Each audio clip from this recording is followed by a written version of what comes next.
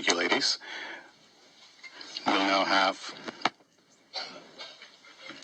the Tamil Thai Valtu.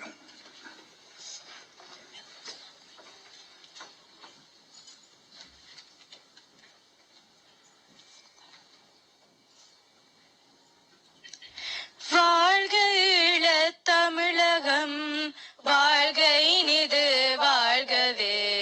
வாழ்க ஈழத் தமிழகம், வாழ்க இனிது வாழ்கவே. மலை நிகழ்த்து உலகில் என்றும் தலை நிமிர்ந்து வாழ்கவே. மலை நிகழ்த்து உலகில் என்றும் தலை நிமிர்ந்து வாழ்கவே. வாழ்க ஈழத் தமிழகம், வாழ்க இனிது வாழ்கவே. வாழ்க ஈழத் தமிழகம், வாழ்க இனிது வாழ்கவே. அமிழ்தை வென்ற மொழியினர், அருள் கனிந்த விழியினர், அரிய பண்பு நிதியினர், அவனி மெச்சும் மதியினர். அமிழ்தை வென்ற மொழியினர், அருள் கனிந்த விழியினர், அரிய பண்பு நிதியினர், அவனி மெச்சும் மதியினர். மமதை கொண்ட பகைவரும் வணங்கும் அன்பு விதியினர், வளரும் 25 லட்சம் மக்கள் கொண்ட பதியினர். மமதை கொண்ட பகைவரும் வணங்கும் அன்பு விதியினர், வளரும் 25 லட்சம் மக்கள் கொண்ட பதியினர். வாழ்க ஈழத் தமிழகம், வாழ்க இனிது வாழ்கவே.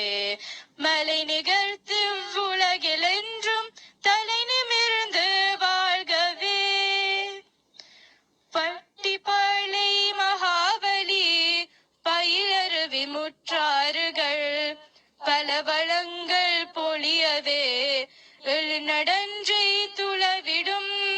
பட்டிப்பாளை மகாபலி பயிலருவி முற்றாறுகள், பல வளங்கள் பொழியவே எழுநடன்றை துளவிடும். மட்ட களப்பு யாழ் நகர் மாந்தை வன்னி திருமலை. மட்ட களப்பு யாழ் நகர் மாந்தை வன்னி திருமலை. மகிழ்வோடு மலை தமிழர்கள் மலரடி தொழுமினியவர். மகிழ்வோடு மலை தமிழர்கள் மலரடி தொழுமினியவர். வாழ்க ஈழத் தமிழகம், வாழ்க இனிது வாழ்கவே. மலை நிகழ்த்து உலகில் என்றும் தலை நிமிர்ந்து வாழ்கவே. தலை நிமிர்ந்து வாழ்கவே. தலை நிமிர்ந்து வாழ்கவே.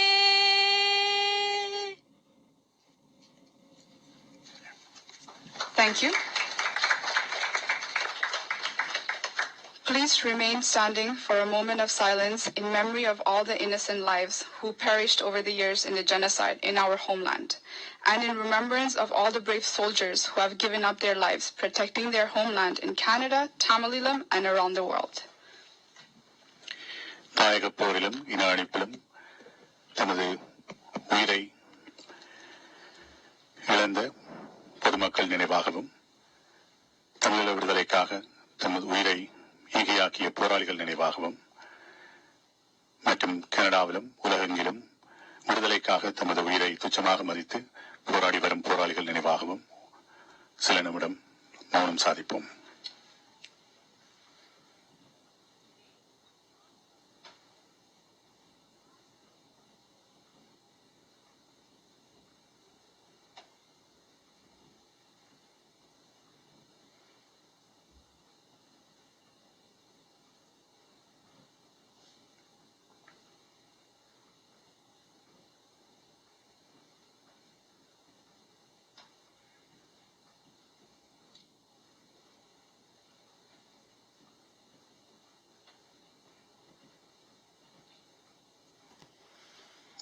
Thank you. And that concludes the exercise portion of the conference. You may all be seated.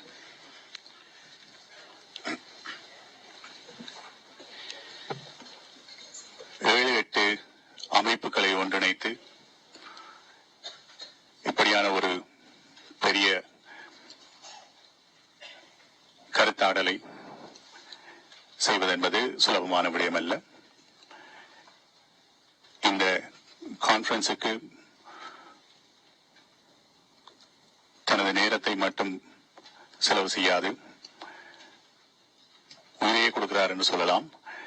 அந்த அளவுக்கு இதில் ஆழமாக பணிபுரிந்த ஒருவரை நாங்கள் மேடைக்கு அழைக்கப் போகின்றோம். Please help me welcome the conference coordinator, Mr. Bennett Marianayagam, to do the welcome speech.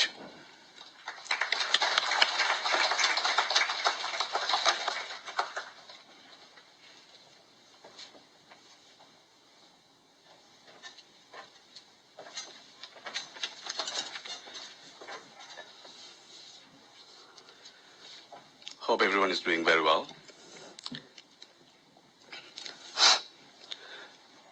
Despite the high winds, power failures, and delayed travel plans, here we are today. Distinguished guests and ladies and gentlemen, எல்லோருக்கும் எனது இனிய காலை வணக்கங்கள்.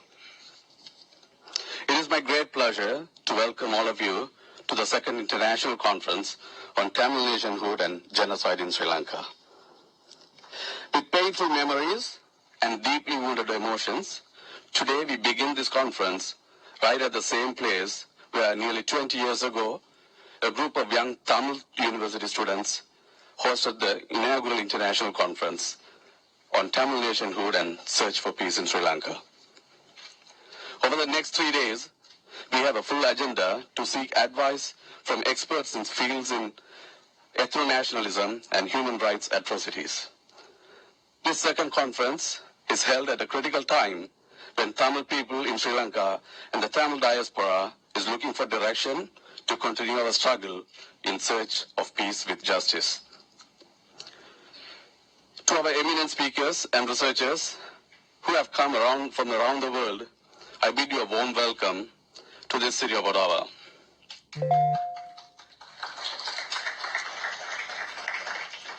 We are indeed honored to have you here with us. A special note to Ms. Anuradha Mittal, Executive Director of Auckland Institute, and Professor Richard Mann, Associate Dean of Carleton University's Arts Faculty, for accepting our invitation to be the keynote speakers. We invite all of you to teach us with what you know as the fruit of your experience and the many hours of research that relate to these conference themes in trying to elucidate the mysteries of human confrontations. Let us bring back the old spirit of the scientific research to our ears when our community is tired of hearing political bandwagons and failed promises. After all, as the great American President Charles Mayo once said, the safest thing for a patient is to be in the hands of a man engaged in teaching medicine. We hope your words and call for action will soothe our pain and drive our energy to actively search peace with justice that's so far been elusive in our homeland. Nearly 9 months ago, when we decided to organize this conference, we had doubts whether we had the energy to pursue this conference of this magnitude. But the Tamil community rallied behind us, opened their hearts, and supported us generously. Parents encouraged their young children to join us as volunteers. This conference would not have been possible without the full support of the Tamil community and the organizations who supported collectively with us. They gave us the needed energy to push this through. By gathering here today, you not only showed your support, but also extended your deeds with action. From deep down, Manan Narayana Nandriyal. I take this opportunity to thank all the people with us, who especially journalists who have been helping us over the years for fight for justice. I'm honored and pleased to be the chair of the organizing committee. It's been a stimulating experience to work with a very talented group of people. I would like to express my thanks to each of you for your dedication, perseverance, and untiring efforts to make this international conference a reality. We take immense pride in seeing so many young minds among us today. By seeing your engagement and enthusiasm, we feel passing the flame of peace to the next generation is very realistic. I hope the memories of this conference will stay with you for years to come. We are standing in the path of something unstoppable, the road to justice for Tamils. The road ahead will be crowded, contested, and uneven, just like it has been. Our wish is that we will exchange experiences, learn and be inspired to work even harder to achieve our objectives. Most importantly, take back the memories you have and the knowledges you gained and support the future efforts in finding peace, permanent peace with justice for Tamils in our homeland. To try is worthy, to be hopeful is right, to be idealistic is wise. முயற்சி திருவினையாக்கும், நம்பிக்கை வெற்றியின் அடித்தளம், இலட்சியத்தோடு இருப்பது எங்கள் விவேகம். Thank you, Mercy.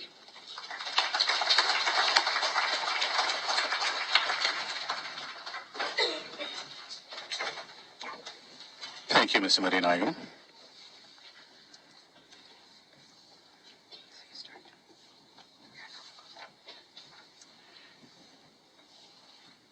Supporting institutions for this conference are the Faculty of Arts and Science, Faculty of Arts and Social Science at the Carleton University, Colin Powell School for Civic and Global Leadership at City College in New York, as well as the School of Arts at York University. It is crucial that the efforts and commitment of all of these organizations are extremely integral or it is crucial to recognize the commitment of all these supporting organizations, student unions, and the organizing groups. Without their support, such a grand and important conference will not take place. Il est important de noter que les efforts et l'engagement de toutes ces organisations sont des facteurs intégraux de cette conférence et reflètent l'unité renforcée de la communauté tamoule. The Tamils have taken an active role in advocating for their community by taking part in conference with the United Nations Human Rights Council, while pressing for justice regarding war crimes and war against humanity committed in May 2009. For the past several decades, many conferences have been organized periodically, consisting of Tamil leaders such as Mr. Kumar Ponnambalam, Mr. Joseph Pararaja Singham, and Mr. Taraki Sivaram, whom had participated in the previous international conference and have now been permanently silenced by the Sri Lankan government. In present day, the Sri Lankan government has been stalling and using tactics to postpone the implementation of the Human Rights Council resolution, which called for a hybrid mechanism to invest war crimes. However, there has been no government action regarding this resolution. As part of this structural genocide, the military occupation for Tamils' ancestral land is ongoing. On top of that, there is still the ongoing deliberate settlement in Sinhalese in the Tamil homeland. With that being said, there is also the building of Buddhist temple with the aim of occupying Tamils' land, where the majority are Hindus, Christians, and Muslims. And with that, the Tamil diaspora has come together to organize an international Tamil conference in Ottawa, the capital city of Canada. Throughout this conference, we will be focusing on 5 different yet related themes. The first theme is being Sinhala Buddhist etho-nationalist and its consequences. The second theme is a genocide by another name. The third theme is human rights violation and the search for justice. The fourth theme is rebuilding a nation in today's geopolitical context. And the fifth theme is way forward to freedom and justice.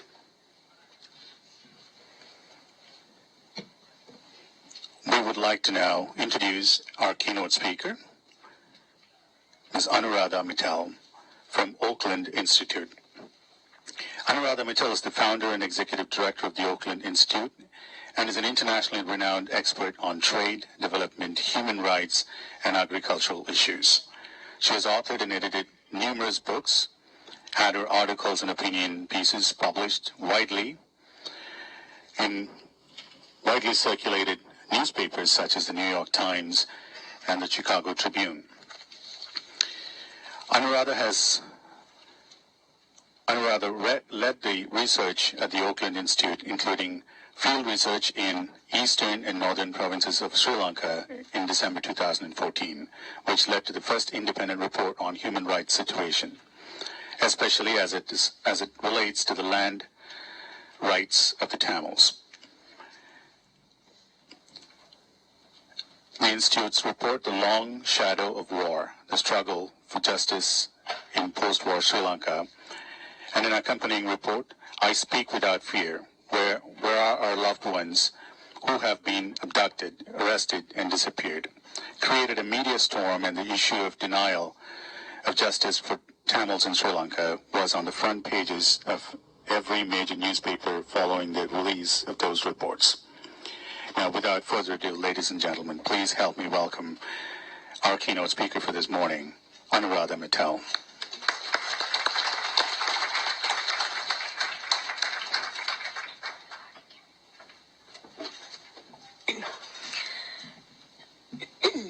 Thank you all. It is deeply humbling to be here. I know the topic for the conference is incredibly deeply personal to most in the room. And then there are individuals like Francis Boyle, Francis Harrison, amazing people, and many of you who have been working for justice and peace in Sri Lanka as members of the international community. So somebody standing here to give the keynote, I feel humbled and honored. And I think the best would be to actually start with a confession. I was born and raised in India. I'm from the north of India. As a young university student, I was politically very active. Television, I would hear about the struggle in Sri Lanka, but as a politically active student, it was never something I was engaged in. Being a North Indian, told over and over again a certain discourse, you just believed it. So I stand here with shame. I also have to say it is very exciting to see all the young people who walked up here. And I'll tell you how my journey started. It was actually young members of British Tamil Forum, especially Senthan and Raj Kumar, who contacted me and said, you work on land issues around the world, how come you're not working on Sri Lanka? And that put me on this path, which brought me in December 2014 to eastern and northern provinces. It helped to have a name like Anuradha when they could give me a military clearance to go into areas where you could not go. Because the person who gave me the permit to go said, he really liked my name, Anuradha. So having said that, I have to also say, as somebody who's worked on land issues in many different parts of the world, this journey has been a life-changing experience. What I witnessed, what I personally saw, is something that would be impossible to forget. So I think I stand here with humility because you said you will teach us, but I have to tell you what you have taught me. And I would urge and hope, especially the younger generation, that this struggle continues, not just for the Tamils. This is an international human rights issue. If there is no justice for the Tamils in Sri Lanka, we cannot expect justice for other communities around the world. So carry this flame of justice, carry this flame of striving for peace with justice for everyone in this world. So with that, I'll share with you my remarks, which are really based on the research, as I mentioned, that included spending time with the communities on the ground, but also our continued regular communication with the community, especially the internally displaced people, IDPs, which still remain in Sri Lanka. When we embarked on this work in 2014, the goal was to understand the social, economic, and political reality in northern and eastern provinces since the conclusion of the Civil War. Our findings were absolutely stunning, which led to the expose that was mentioned, The Long Shadow of War, the goal being to really support the struggle for justice and peace in Sri Lanka. And as I said, it was important to share because this is not just a Tamil issue, this is really an international issue. During the course of these next few days, there are many horrors of that war and the continued consequences that will be talked about, but I'm going to focus on the issue of land. What we found was that one of the biggest consequences of the war was the dispossession of people, especially Tamils, from their homes and lands that they depended on for their livelihoods. And land remains a highly contentious issue between the local Tamil population and the Sri Lankan army. Forced to vacate their homes, farmlands, fishing zones, once areas were designated as high security or restricted zones, or by war itself, the displaced had hoped that the right to return would be granted someday. But continued military occupation has kept tens of thousands away from their homes and livelihoods, with over 100,000 living in refugee camps still in India, which is not recognized. Between 2015, when President Sirisena was elected, and the end of 2016, an estimated 4,780 acres of land were reportedly released, and there were pledges for more releases of land. However, estimates are really hard to come by about how much land is still occupied. I know there are some of you, Darsha and Mario and others, have been trying to document, but being on the ground, actually documenting, is very hard and impossible. Following the release of a 2015 report, we were contacted in early 2016 and actually petitioned by a group of IDPs who were requesting assistance in their struggle to return home. They wrote, and I quote them, "Having exhausted all the domestic, political, and legal avenues available to us to regain our lands and houses acquired by force by the Sri Lankan armed forces during the war, we, the people of Valekam North in the Jaffna district of Sri Lanka, have decided to seek your help to find redress to our problem." After over 25 years of displacement, having exhausted all possible political and legal channels, in an attempt to get their land back, the internally displaced living in so-called welfare camps were forced to petition an international civil society group to seek assistance. They urged us not to publish the names of the signatories because they were afraid of retaliation for contacting an international organization, and they reported, "We get calls from unidentified telephone numbers from people who threaten us to stop the IDP and resettlement-related work." So they were asking for protection and yet asking after 25 years their right to be able to return to their homes. I'm glad to report in 2017 we got the good news that their lands were released. But the question is, the quality of the lands that the people have been resettled is very low. These are former stone quarries, decades of overgrowth. Homes actually have been destroyed, so people are being sent back to just vacant lands. There are no homes, and in fact, in some cases, homes are destroyed just before the lands are released. Irrigation canals need to be cleared. Electricity and access to clean water is not there. This is the kind of release that has been reported to us. And just this May 3rd, we got another message from our partners, this group of people who were resettled just last year. They said our village has been fully released after 28 years for resettlement. However, another 3,100 acres of land belonging to neighboring villages need to be released. They also reported that the government is providing permanent houses, but with very strict criteria. If elderly couples or if they're single people, government does not provide permanent houses. So they're struggling to manage the shelter needs.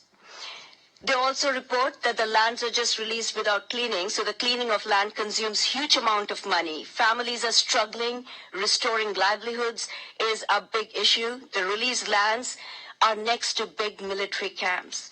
So women-headed households are not willing to go back to the areas where the lands are being released. And given the history of violence, especially the kind of violence women have faced, it is not surprising why the women-headed households will not move back to the lands that are next to the camps. For those who have been resettled through government schemes, the process has often taken place without voluntary or fully informed settlement choice and without adequate infrastructure. In our report in 2016, Waiting to Return Home, we reported on those displaced from Sampur being sent back to live in the shadows of the new Navy camp, built close to the old camp and on paddy land, which was previously owned by the people. Having a Navy camp so close to the village is a major security concern for the locals who have faced harassment, violence, abuse at the hands of the Sri Lankan army over the years. The new naval camp has also restricted villagers' access to the sea as well as to the ponds, which are the traditional livelihoods, fishing. The Navy has also converted a Hindu temple into a Buddhist one in the same area. At the same time, people are being asked to resettle when there's no infrastructure available. So this is called resettlement, projects that are financed by institutions like the World Bank, and they can do check off and say resettlement done. Another key thing that I would want to touch upon, which was a part of our findings, was it's going to be next year a decade since the end of the war. But the North and the East continue to be under very heavy military occupation.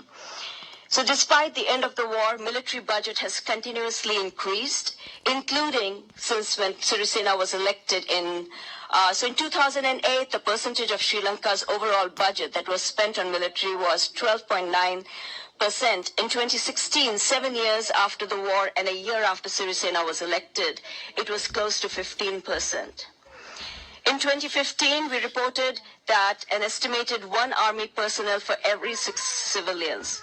Figures from last year research that was put out again by, I believe Darsha is here and also Mario, that just in Mullaitivu alone, at least 60,000 army personnel are stationed. 60,000 army personnel. That basically means 1 soldier for every 2 civilians in Mullaitivu. This does not even include, according to them, Navy and Air Force troops, and I hope they'll share more about their research. The Army has expanded non-military activities and is engaged in large-scale property development, construction projects, and other business ventures such as travel agencies, farming, holiday resorts, and restaurants in the northern and eastern provinces. The Army officially runs luxury resorts. I had personally never seen 7- and 9-star hotels. They're run by the Sri Lankan Army in the northern and eastern provinces. And golf courses that have been erected on land that has been seized now from internally displaced peoples. Tourists can actually book holidays in luxury beach resorts such as Thalsevna Resort, which is functioning under the security forces headquarters by directly calling reservation numbers at the Ministry of Defense. In 2014, when you went to the website of Thalsevna, it was not very much, and I was mentioning to Francis yesterday. Now when you go check out the website for Thalsevna Resort, it is fancy. It is professional. They are actually declaring to the world that this is a resort which is run by the Sri Lankan Army, close to the beach in Jaffna, where you can have an amazingly incredible exotic holiday, a place where the chief minister cannot enter. It is on the lands of the people that has been taken away, and they do so with absolute impunity. This appropriation of land is very significant to understand, given the long history of marginalization of the Tamil population, which has involved violence and pogroms and repressive laws and a government-orchestrated colonization of northern and eastern parts of the island nation. In the decade following independence in 1948, the takeover of land and displacement started via so-called development schemes, irrigation schemes, which colonized the Tamil lands through the settlement of hundreds of thousands of Sinhalese brought from southern parts of the country. Post-war takeover of lands has continued for tourism and industry and so-called development activities to create livelihoods for local populations, but with complete disregard for legitimate residential and livelihood concerns of those inhabiting the areas. Pasikuda Hotel project in Batticaloa is only one such example where the land initially taken over by the government during the war was subsequently included in the Pasikuda tourist zone by the Tourism Development Authority in 2012 without consultations, without compensation, and without any resettlement of the people and communities who were initially displaced from those lands. Another emblem of the civilization of the North and the East that we reported are the numerous victory memorials, often with plaques in Sinhala and English only. In Pudumatalan, in Mullaitivu War Hero Memorial in Kokaville, Victory War Memorial in Kilinochie Water Tower, the terrorist bulldozer at the Elephant Pass, the War Hero Memorial close to the Indian Jaffna Lagoon. All these monuments at iconic locations send a strong message of the complete Sinhalese takeover of the Tamil land. The Sri Lankan army maintains the monuments which are visited by the Sinhalese tourists. They run the kiosks that sell snacks and soft drinks. And as an outsider, it was interesting to basically also follow the discourse of victory of good over bad, the victory of the courageous soldiers over the coward terrorists. And it is constantly the presence of these institutions in Tamil lands, which are being visited by the Sinhalese, to constantly send a message of marginalization and complete defeat. I'm not a psychologist. I cannot imagine the implications of these institutions that have been put up, and especially on your own land.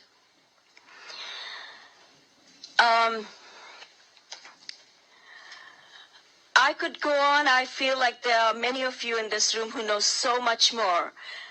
But having offered some of our findings, what is stunning is that we are here today. We know that the international experts and organizations have called for the complete demilitarization of the North and the East and the swift return of the land to the rightful owners to ensure peace and stability. Without the return of lands, there will be no peace and justice, because land, you understand it much better than I could explain. The meaning of that land for the Tamil populations that are still there is much more than just having a sense of property. It is about their nationhood. It is about culture. It is everything, as we were told, the research team was told over and over again. And despite the rhetoric of truth and justice and reconciliation, the current government does not plan to scale down security arrangements.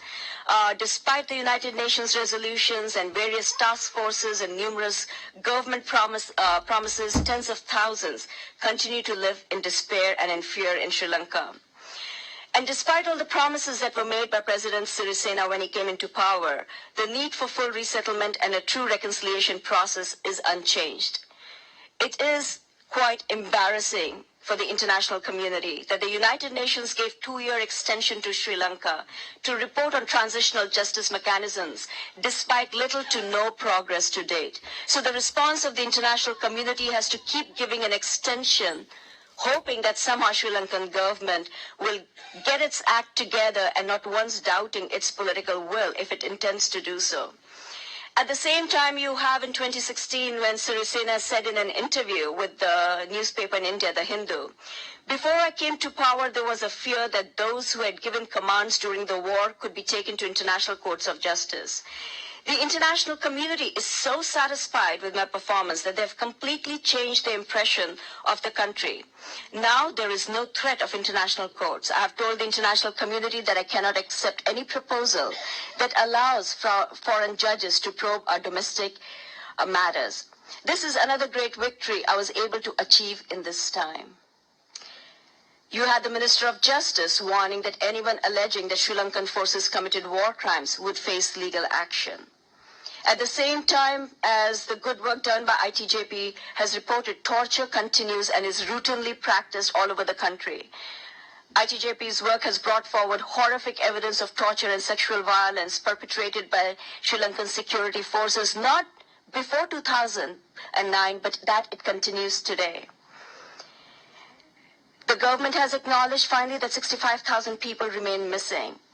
But of course, we know the numbers are almost double of that. One of the things which was something I was not prepared for when I was in the East and North, that somehow the word got out that there's somebody taking testimonies. That was the time when Sri Lanka was very clear that nobody could enter and go to the north and take testimonies.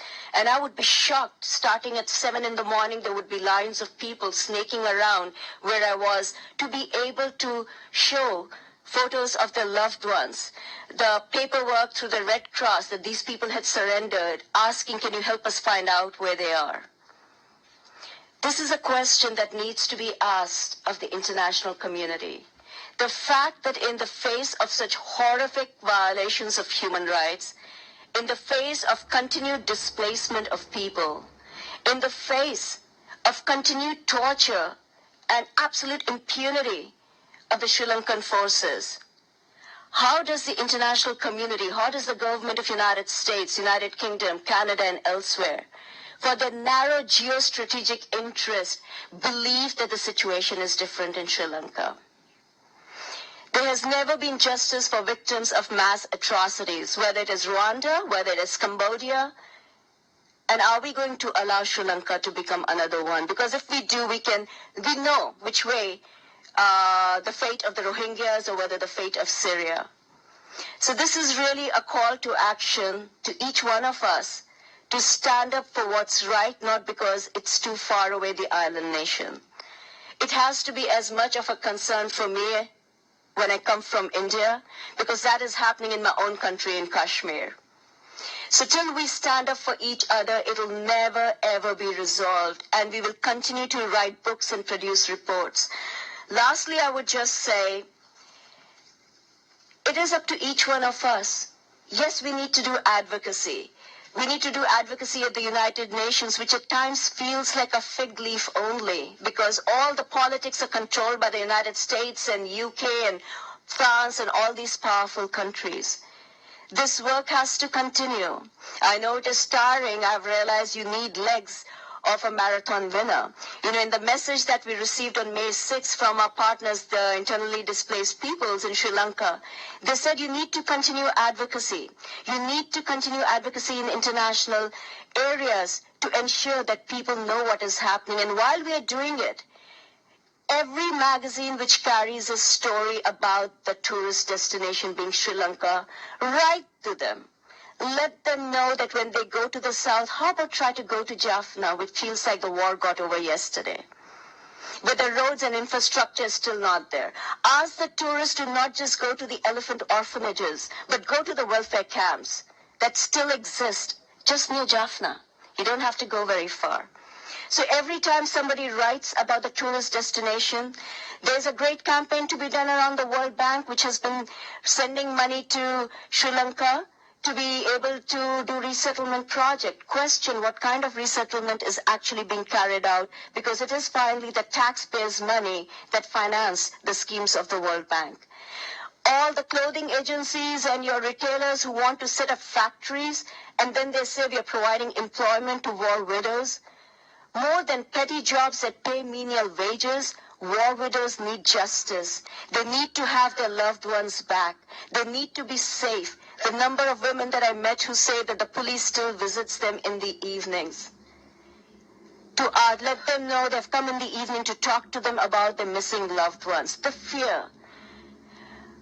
So I'm sorry, I feel like I had nothing very informational to share or any teachings. But I know I learned so much from each one of you when I started this journey in 2014. Thank you for having educated me. I just make one promise. At the Institute and personally as Anuradha, I'll keep working for peace and justice in Sri Lanka because that is needed for the region.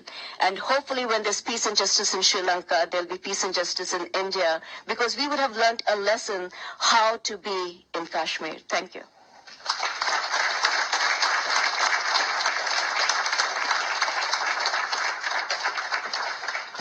It certainly was informational. It definitely was informational, and it was poignant and very inspiring. What a great way to kick off this conference with that keynote speech. And a round of applause for Anuradha Mittal.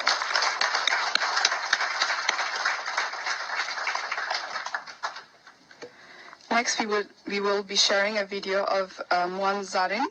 Mohan Zarin, he's an advocate. He's a democracy advocate, Rohingya campaigner, and a former research fellow at the London School of Economics. He lives and worked in United States for 17 years. In 1995, he founded a Free Burma Coalition and was its director until 2004.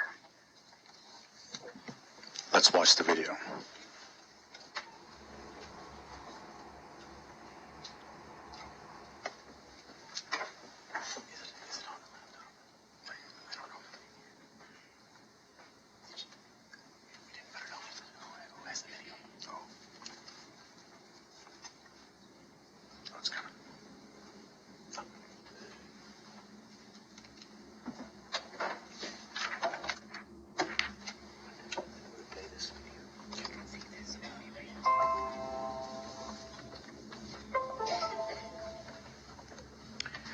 while that is getting set up,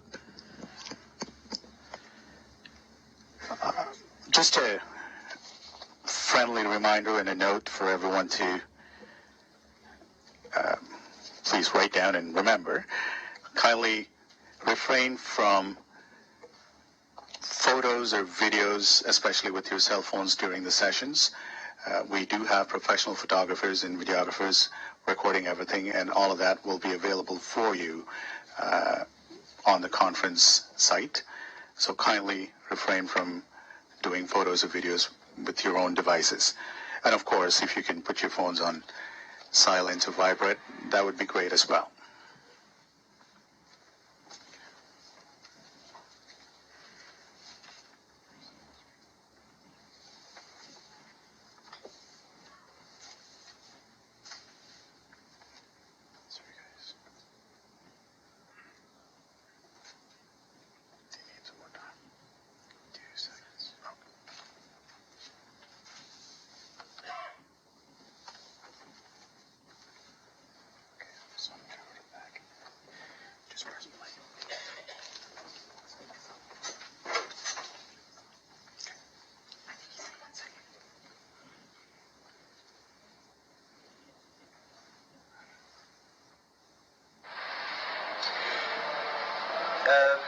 Good morning or good evening, whatever the time is.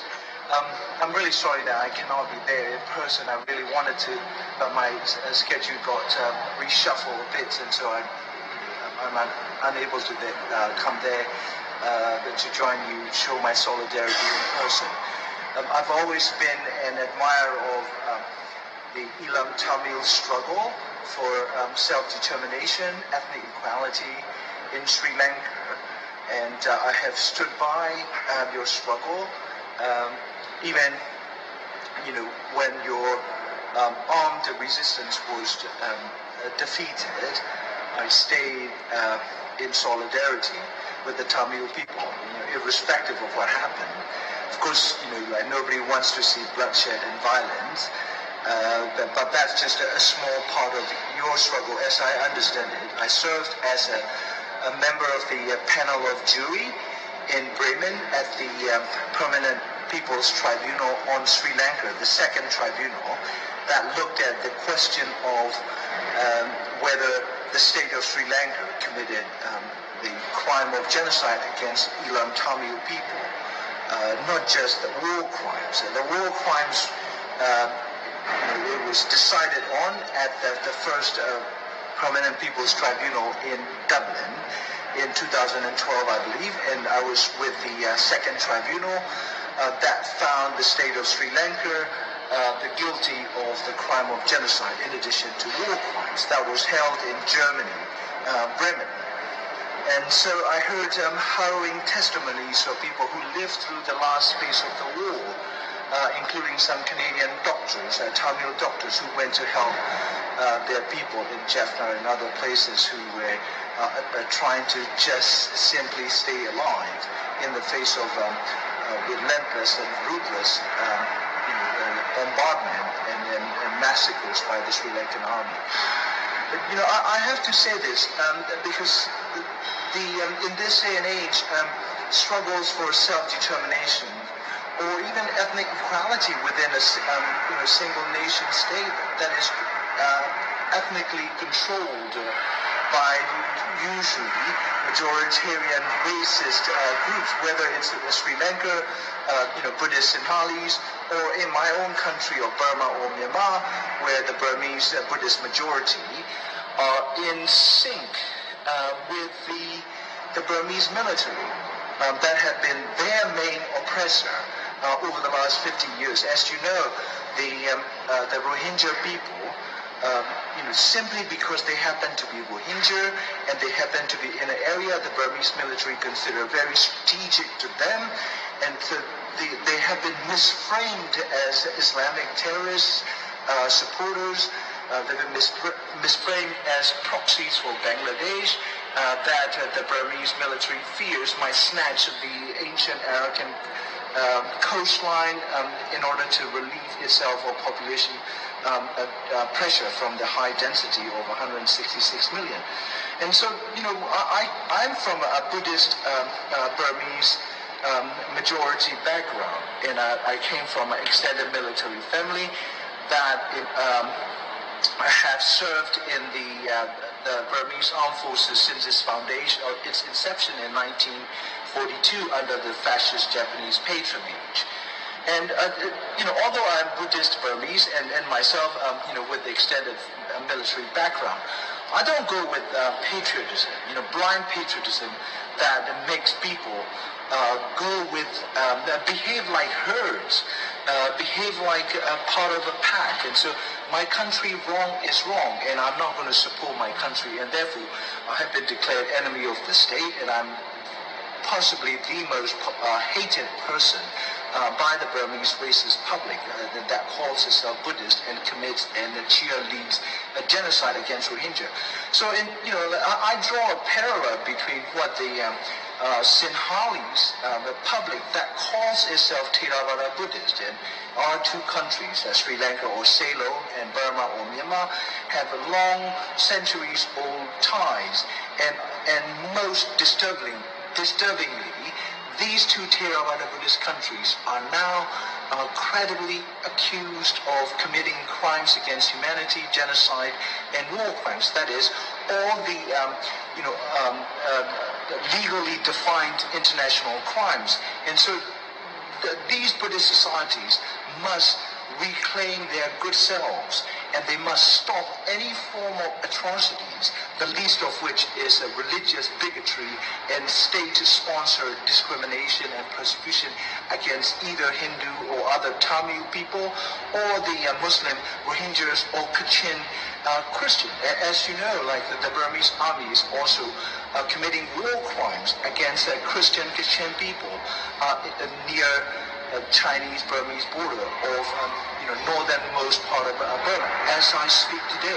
So I think my final message is that the United Nations, starting with the Security Council, permanent 5 members, have failed all the oppressed people of the world over and over again. We have, they have turned this slogan, "Never again," into empty, poor taste joke if you belong to an oppressed minority in a racist, majoritarian, post-independent but colonial states such as Sri Lanka today and Myanmar under Aung San Suu Kyi and the Burmese military. So I think that the key is we cannot look to these states that are created by us humans to come to our rescues. We must actually collaborate among the oppressed people horizontally. In other words, we must lend a hand of solidarity to whoever is in distress, whoever is in oppression. And finally, I think all struggles and resistance movements are all well and fine, necessary, and we need to keep up with our struggle, keep on trying to reestablish broken communities. But at the end of the day, we must also seek ways to reconcile with those who oppress us, whatever they are, whoever they are, wherever they may be.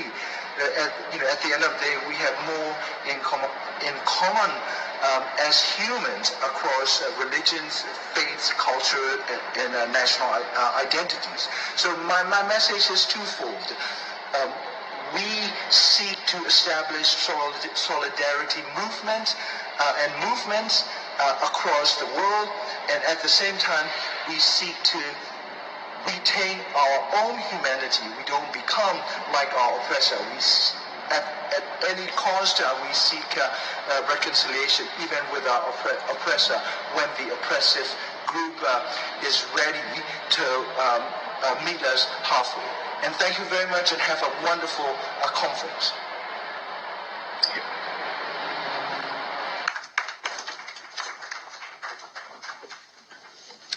It's too bad that Mr. Murang Zarni isn't here with us at this conference, but what a passionate speaker. All right. So today's conference will consist of 4 sessions. Session 1 would be ethno-nationalism and its consequences in Sri Lanka. Session 2, human rights violations and the search for justice. Session 3, genocide by another name. And session 4 is diaspora resources and responsibilities. You guys you guys must be all hungry by now. So there will be a lunch break between session 2 and 3 and a moderated discussion at the end of session 4. Also at the end of the day, today we will also have a special event at Oliver's Pub. There will be tickets sold at the registration desk, but there are only 50 tickets available, so first come, first serve. Did you say pub? Okay. It's after the conference, okay? Don't rush to the pub yet. I also wanted to add another quick note to what she just said. There are no formal breaks in between sessions, but there will be a few minutes at the end of the first session for you to just stretch and grab yourself a drink or, refresh yourself a little bit. But the sessions will be happening one after the other. Like I said earlier, please refrain from using your cell phones for photography or videography and kindly put them on silent or turn them off altogether, if you could. In addition, Annalie Express, one of our video services here, will be live streaming this event, as well as holding interviews outside in the lobby area throughout the day. You may let loved ones know that they can watch this conference live through the live feed. If you're interested in talking to us, you may meet us at the lobby. That is not just me and her, the organizing committee, that is. Go on. Right. Outside, you will see an exhibition displaying artwork, photography, and book relating to the theme of today's conference, being provided by Canadian Tamil Youth Alliance. We would also like to inform you that they have provided you all the programs, souvenirs, and consist event details, the programs for the 2 days of the conference, and bio of all speakers. Now, without any further delay, go ahead. You folks are a tough bunch. Lighten up, please. We're trying to crack jokes here. Clearly not working. Before we actually move into the rest of the conference, I wanted to take a moment to say this. We'd like to take this opportunity to recognize a particular organization that has made an invaluable contribution to the process of truth-telling, which is precursor to accountability. The Journalists for Democracy in Sri Lanka, or JDS as they're known, is a group of exiled journalists who have risked their safety to bring out some of the most important and shocking evidence of war crimes, such as the C4 execution videos and the Balachandran photos. And what's striking is that this is a predominantly Sinhalese group of journalists. So maybe through a round of applause, let's recognize the work JDS and their allies have done. Now you say it. Now it's my part. Okay, perfect. So now, without any further delay, we will begin the second international conference of Tamil Nationhood and Genocide in Sri Lanka, a search for justice and post-war rebuilding of the Tamil nation. I thought we already started, no? We're starting again. Please help us welcome the chair of our first session, Dr. David Rampton, to carry on the conference forward.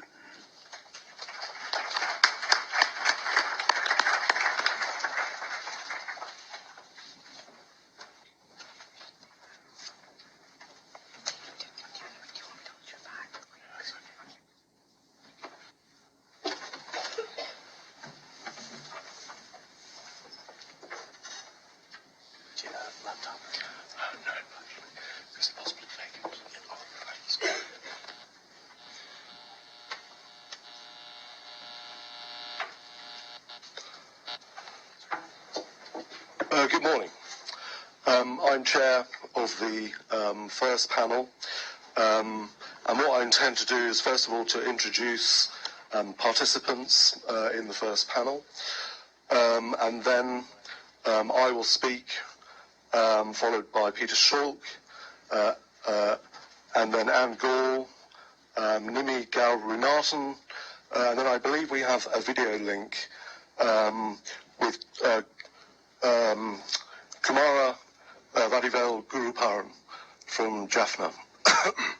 So I'm first of all going to introduce our speakers. Today we have Peter Schulk, who held the Professorship of History and Religion at Uppsala University, Sweden. Though he is now retired, he keeps his many research interests in religious expressions in intra- and interstate conflicts in South Asia and Southeast Asia alive. He has been engaged in Tamil studies since the 1970s and started his fieldwork in Sri Lanka in 1970. Professor Schulk was behind the very productive exchange program between Jaffna University and Uppsala University since the 1970s. Anne Gall is currently teaching assistant at the University of Limerick, where she also completed her PhD on the trajectory of contemporary Sinhalese nationalism in 2017. She teaches courses on conflict, development and peace building, and her research interests include nationalism studies, peace and conflict studies, critical discourse analysis, and politics in Sri Lanka. Dr. Gaurarunatham is the founder and director of the Politics of Sexual Violence Initiative, a global initiative examining the impact of rape on women's political identities, and a visiting research professor at the Colin Powell Center for Global and Civic Leadership at City College, New York. She's currently the founder and director of a new program under this initiative, Beyond Identity, a gendered platform for scholar activists. She's also currently a senior scholar at the Center for Political Conflict, Gender and People's Rights at the University of California, and the creator of the Female Fighter series at Guernica magazine. She received her PhD in political science from the University of California, Los Angeles, entitled Why Women Rebel, Understanding Female Fighters in the LTTE, which received the Jean and Irving Stone Award for Innovation in Gender Studies. Okay, I'm going to speak first, and I'm going to ask all speakers that we should try and stick to a 15-minute time slot, maximum 18 minutes, and I'm going to try and stick to that myself as well. I'm speaking on role of identity, particularly nationalist identity in war, conflict and violence. I'm going to be focusing on singular nationalism. And key to my understanding of nationalism is to understand nationalism as a social order. Okay, I'm going to start with a vignette. Recently, there's been a claim that there's been a resurgence of singular Buddhist nationalism in relation to the attacks on Muslims in both 2017 and 2018. With this focus on this kind of new spate of attacks, three interlocking dynamics are engaged.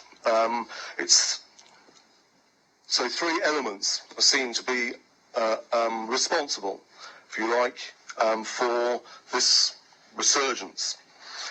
One is the role of singular Buddhist ultra-nationalist organizations like the Bodhibala Sena, Singular Ravaya, their leadership, also business interests, and the role of politicians, especially around the Mahinda Rajapaksa coterie, in stoking anti-Muslim violence and utilizing these organizations. And that these are key elements in the reproduction of singular nationalism. But I think there's a problem here in this framework. And I see this problem as threefold. First of all, when we talk about resurgence, singular nationalism has never gone away. Singular nationalism has it's a long-term social dynamic.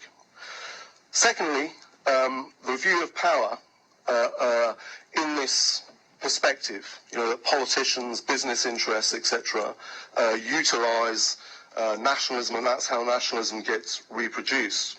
This is a very instrumental understanding of nationalism as something that is manipulated. It's a tool. Okay, and this again leaves out the socially diffuse dynamic of nationalism as a form of social order. It also sees singular nationalism as a particularist phenomenon, whereas this form of nationalism has been reproduced between interlocking global and local dynamics, which stem right back to the colonial period and the reproduction of this unitary state structure in Sri Lanka. So, what I really want to argue is that we need to go beyond this perspective that sees Sangha, politicians, business interests as responsible for manipulating people into violence, that they use nationalism as a flag or device for attaining other rationalist or material self-interested goals. Again, this is an instrumental framework, and we need to go beyond it. And this is actually a mainstream way of understanding nationalism that has a long provenance. And it's actually become a classic post-Cold War model of the way that conflict is engaged. So various writers like Paul Brass, Paul Collier, Stathis Kalaras, in their work also see the role of identity and violence as instrumental. And in this, grievance claims, for instance, in the Sri Lankan context of the Tamil people, they're undermined and disqualified. But if we understand nationalism as a social order, the grievance claims are central. And this is because in the instrumental framework, it's, politicians, business interests are using nationalism as a device to achieve other interests. Okay? And this leaves out the social dynamic. So we need a different account of the nexus between identity, power and conflict. And indeed conceptualization of all these areas if we're to make sense of singular nationalism and its role in dynamics of violence, direct and structural or systemic. It's not that instrumentality doesn't occur in the use of nationalism, it does. But this reproduces a social embedding that has gone right back to the 19th century. So the problem is that instrumentality itself, which is ultimately an elite model, doesn't help us to explain the forms of violence that pertain to social orders. There are at once formations of peace, security, violence and subjugation. A form of hegemonic social order, so a dominant social order, which creates a hierarchy, places a singular population at its apex and subordinates others, Tamils, Muslims, as minorities, and engages in often exterminatory violence against those who are perceived to resist or threaten that order. And you can see these dynamics at work in Sri Lanka, as our previous speaker said, also in Burma. So you can see actually that Burman Buddhist majoritarianism, singular Buddhist nationalist majoritarianism creates this hierarchic form of social order. And so an understanding of this takes us beyond a purely instrumental framework, because it understands actually the socially diffuse nature of the way nationalism is reproduced through diverse practices. And this goes beyond elites. It's spread through subaltern actors. Because instrumentalism doesn't tell us why nationalism, singular Buddhist nationalism, has resonance. Right? Why does it resonate? Why do politicians even use it instrumentally? We need to understand how followers respond And why do they respond to this particular kind of discursive and ideological dynamic? So this social order serves to consolidate resonance, okay, and it does this by hegemonizing nationalist order across class, region, gender, and other fissures, creating this kind of dominant form of social order and its hierarchies. And it does this in an enduring way. It does it in Sri Lanka, and it does it through Burman Buddhist nationalism in Myanmar. And it's not just elites that reproduce these practices, but people are embedded in these practices in the sense of global historical processes in terms of colonialism, anti-colonialism, labour struggles, for instance, in the 19th century that took on at times a Buddhist nationalist logic, operates through education, as well as Anne will be talking about shortly, has worked through development practices, colonisation schemes, settlement schemes, constitutional practices, and in terms of everyday practices, symbolism and culture, what Billy calls a kind of banal nationalism as well.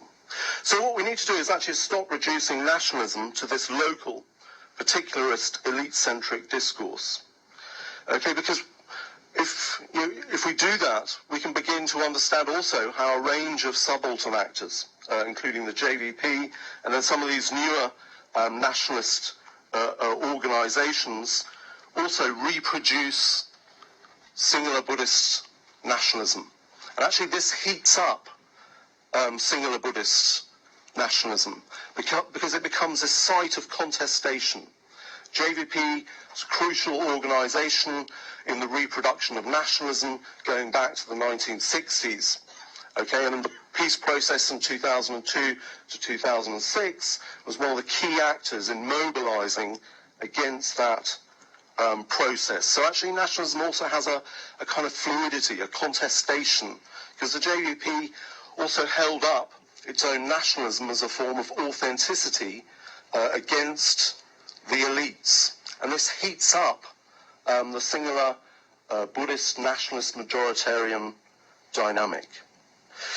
So how is the problem, if you like, of seeing nationalism as instrumental or in these mainstream frameworks come about? Well, partly it's because identity's role is not clearly understood per se. What we instead see underlying nationalism, that it's always about these kind of rationalist, materialist goals that politicians are seeking power, they're seeking resources.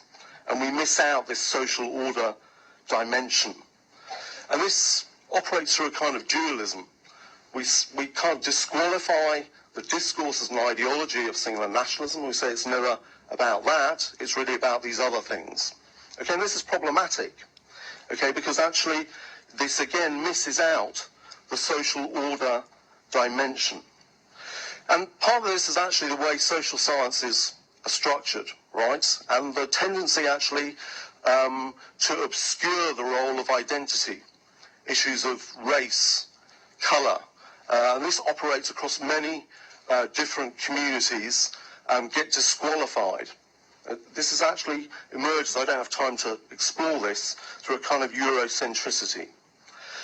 In which, for instance, many Western states are in denial of their own nationalism. This gets projected onto other communities. Nationalism also gets demonised within things like globalisation theory. And Sudha and I will talk about that a little bit later on this afternoon. But this is beginning to break down. We see like Brexit, Trump, etc. in the current moment. So I'm going to kind of conclude with some recommendations. That we need a good understanding of nationalism.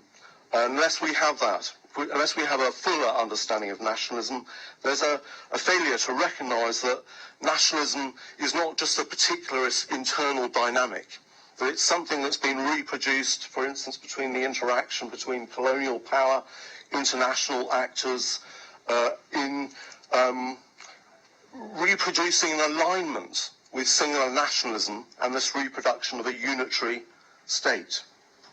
Also, it's not simply attributable to actions by select elites, but reproduces this historically hierarchic social order. So a key aspect of our engagement as activists is actually how to counter that hegemony, all right, and that it's not just instrumental. I think that's one of the key things that Sudha and I will continue with when we talk about this further this afternoon. I'm going to hand over now to our next speaker, Peter.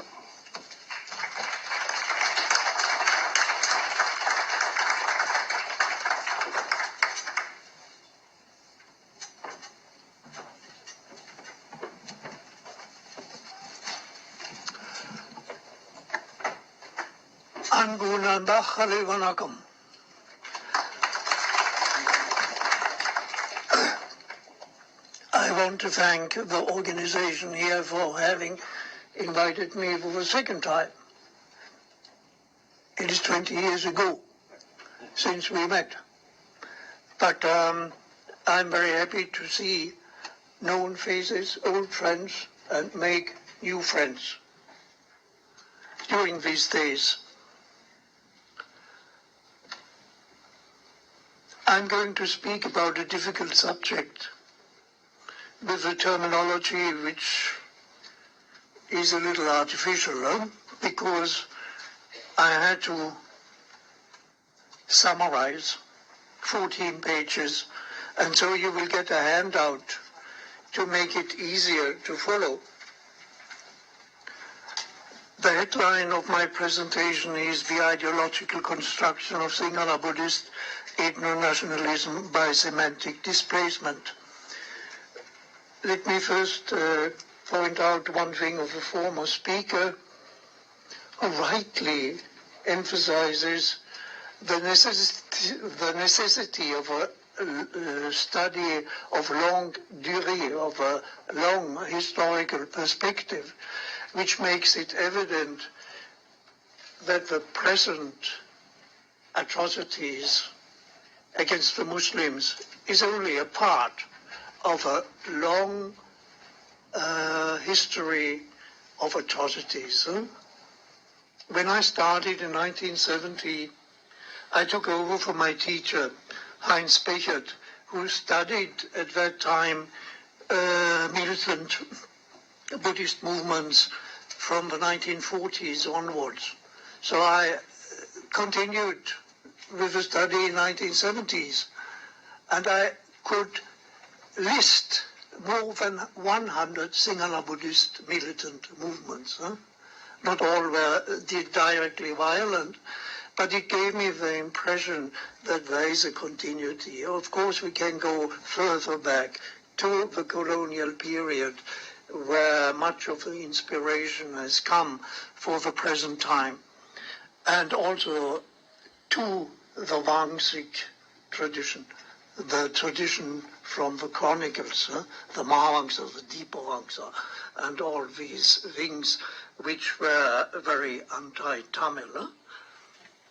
So with this long perspective, we get another impression of the strength of this ethno-nationalism. Sinhala Buddhist ethno-nationalists rationalize the ownership of the territory of the unitary state by retrieving nationalist and or Buddhist concepts from the past of the anti-colonial struggle in large parts of Asia.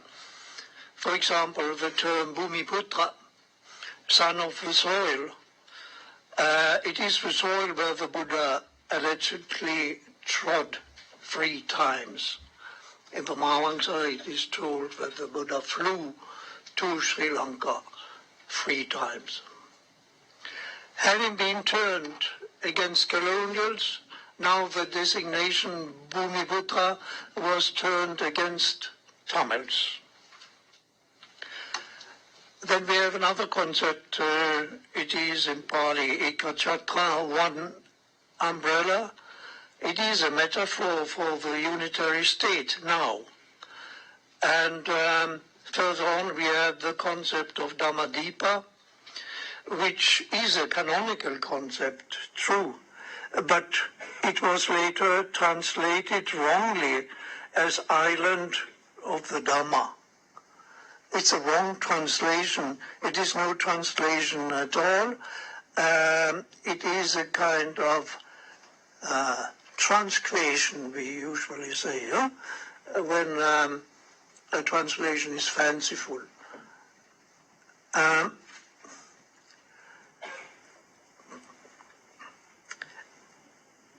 And then the real translation of Dhammadipa means having the Dhamma as light, and it is mentioned in the canonical texts, which are classified as Buddha language. So it has nothing to do with the island at all, because the word Deepa, has the double meaning of island and of light. But in the ethno-nationalist tradition, they have chosen island for Deepa, which is a wrong translation. Then we have the word Siyala Deepa. It doesn't exist in the canon at all, but it started to be used in the centuries from our time reckoning. So it is an old word, but it was not used as in the present sense. It was a toponym, that means a name of a territory, of an island. And this name, as a toponym, became, so to say, the name of all inhabitants in the island. So all were Sinhalas, were independent of if they spoke Tamil or Sinhala or any other language. It's a demonym, and it was used as a demonym in the historical tradition. But in the modern tradition, this has been made into an ethnonym. That is, the Sinhalas are one specific group against the Tamils, who are not Sinhalas. So we have this change from toponym to ethnonym, and then again, what is happening nowadays is that this ethnonym, so to say, is expanded over the whole island. So the Sinhalas alone shall be in this island. So then this ethnonym becomes a demonym again, as a final creation of so-called harmony, where no other minorities exist in the island. So these modern translations can be described as transcreations or as semantic displacements. They are pushed ahead and correspond to political religious interests. In the Chronicles, we also find an allusion to a list of 16 places that the Buddha allegedly has visited, including Nagadeepa in the Tamil North. All these Buddhist conceptual rationalizations are instrumentalized for the achievement of a political aim, namely the unitary state. This is done by Sinhala Buddhist ethno-nationalists. I want to state here clearly that I do not talk about Buddhism. I speak about a special group within Buddhism, namely political Buddhists. And then you have Buddhist politicians, which is different. They try to transfer Buddhist values into society as much as Christian politicians try to transfer Christian values into society. And then we have the renouncers, those who renounce societies at all. So political Buddhism is only 1/3 of Buddhism. So please don't generalize Buddhist aid to nationalism over the whole sector. Now, they call their own ideology the Jatipat Chintanaya. You know all this, national ideology. And then there's another word, which is very interesting, a self-representation. It is Singalatva. Singalatva was popularized by Nalin de Silva, who is one of the best-known ethno-nationalists in the modern history. And he coined this, he didn't coin it, he popularized it. And he appealed to our understanding of what Hindutva is. So he made, so to say, an analogy to Hindutva, Singalatva. And you all know what Hindutva is, so I don't have to go into this. Now, this ideological program incites. Thank you so much. It's a